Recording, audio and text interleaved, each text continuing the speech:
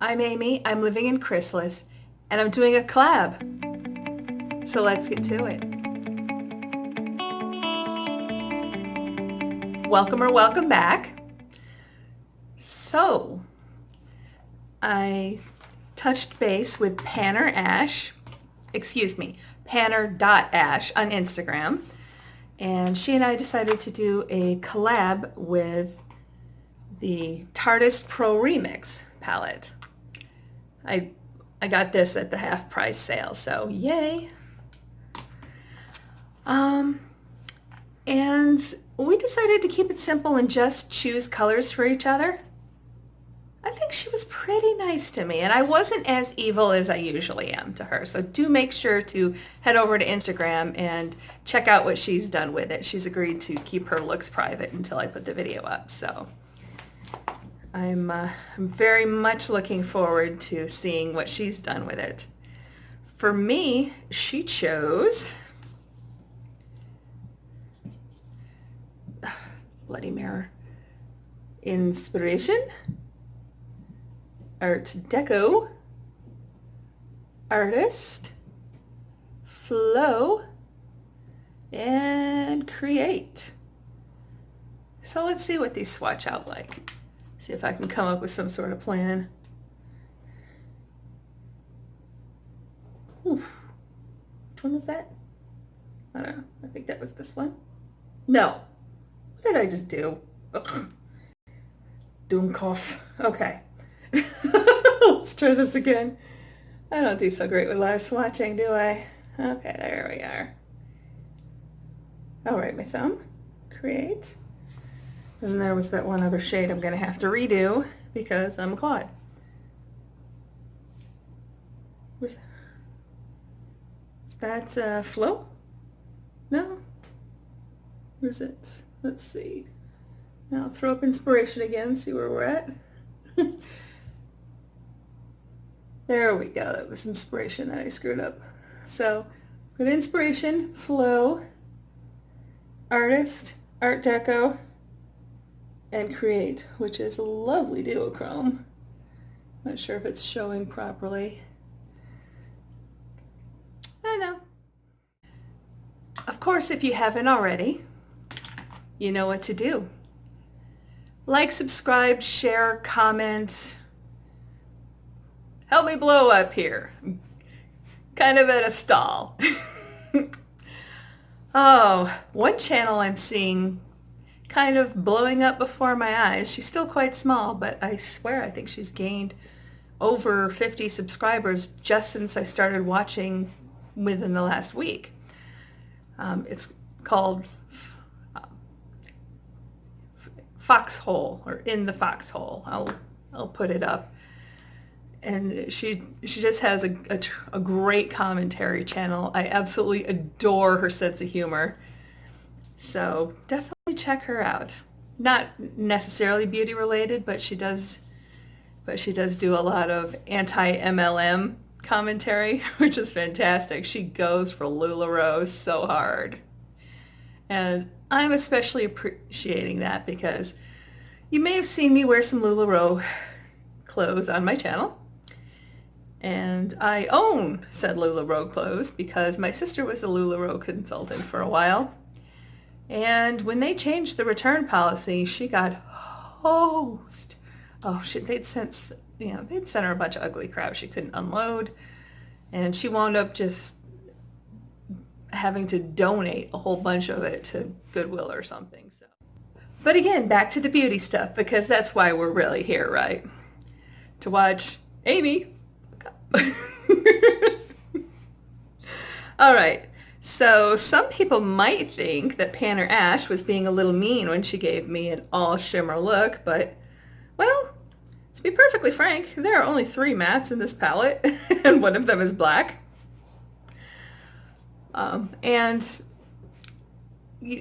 Many of you have probably heard me say before that shimmers in the crease do not bother me. They do not intimidate me. Why? Because my eyes are so hooded that even if I did, even when I do a matte and then shimmer lid, some of the shimmery substance is going to transfer. It just is. unless I somehow manage to shellac over top my eyeshadow look, which if you know how to do that, please let me know, because I don't, unless it's like the you know, the hairspray that drag queens use, or I believe the new Huda setting spray, the one in the can, is supposed to be like that, but not hairspray. So if anybody's tried that, let me know. Back to business. So I'm going to go in with Flow and use that as my base shade.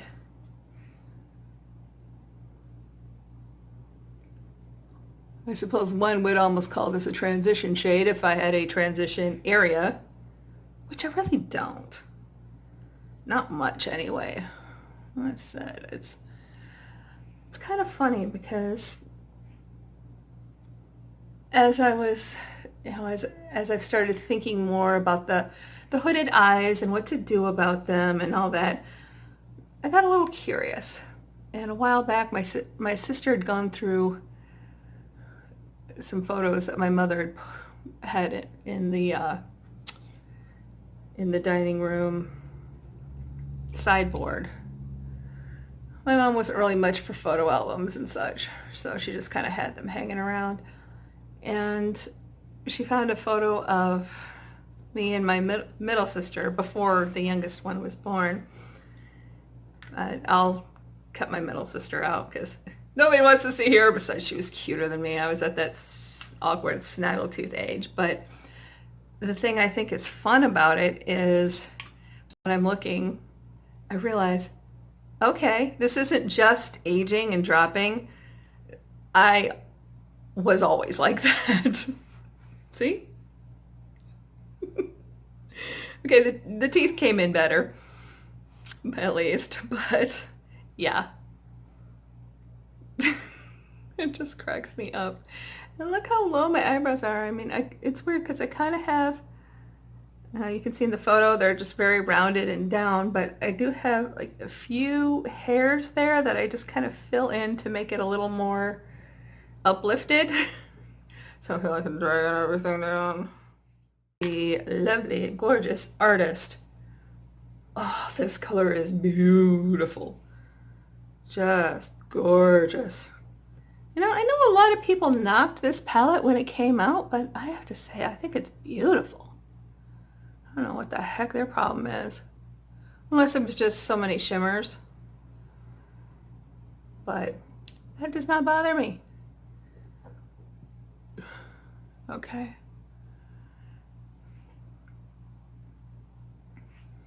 Because I do what I want. My sister thinks it's weird when I pull my eyeshadow up so far.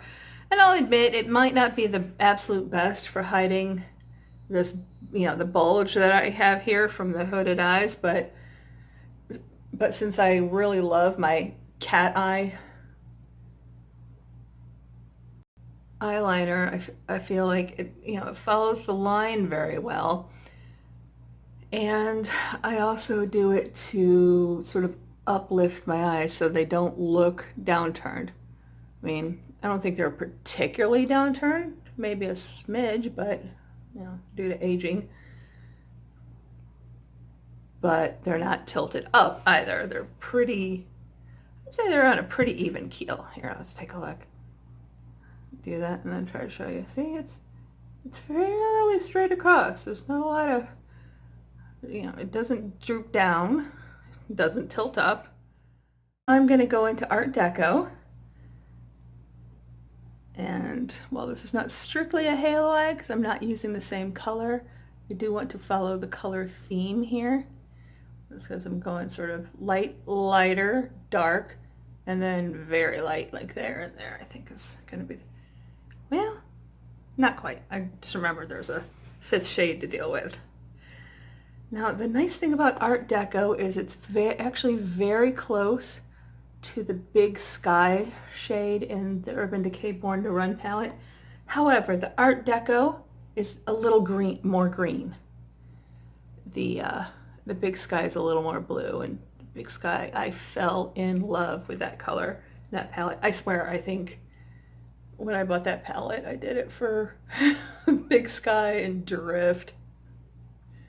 Sounds kind of crazy to pay 30 bucks for 2 colors. I got it on sale, of course. But then especially, and I can't even say, well, you know, the Urban Decay singles are 20 bucks, but you know, there's more product in the singles. But that's okay. The other shades are beautiful too, and I certainly look forward to them. But yeah, the Drift and Big Sky was where it's at for this. This one, let's see, I'm really excited about this color. This one is beautiful. Create, of course, is lovely. Those two, these two, and you know, the rest, you know, sprinkle in. They'll be good. Okay. I think I'm going to do a little bit of blending here. Try not to go overboard, as I wind up doing too often.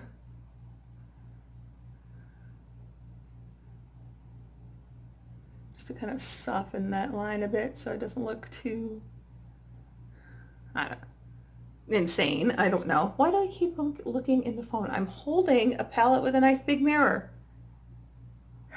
I don't know. Habit, I suppose.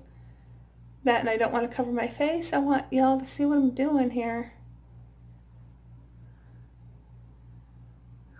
Okay. I think I'm going to go back in with a bit more of the flow to, well, work on the flow between these two disparate shades.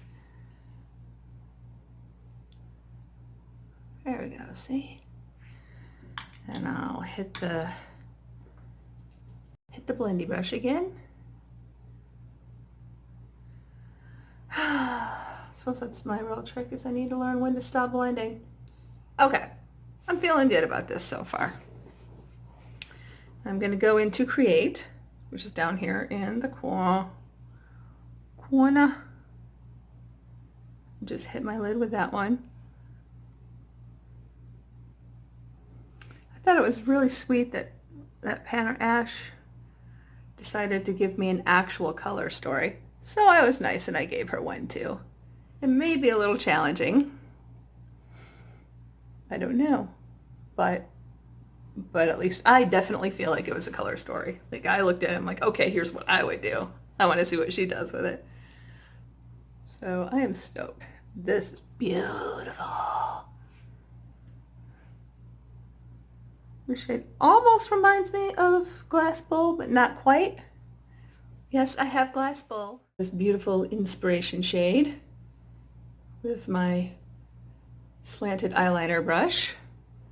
Again, the real estate question.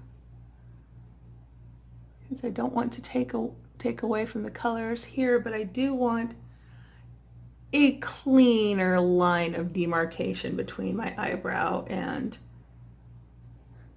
the rest of the eyeshadow colors.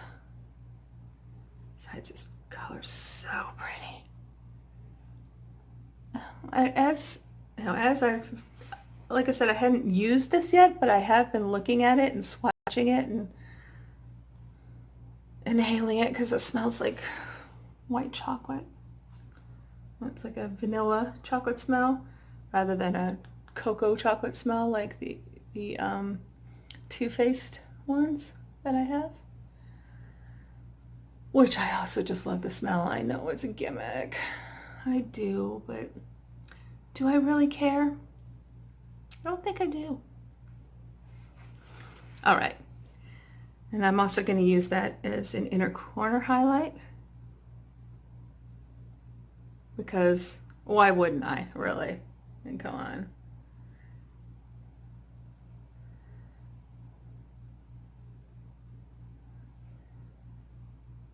Okay, now what's the lower eye situation here? Okay, we've got some driftage.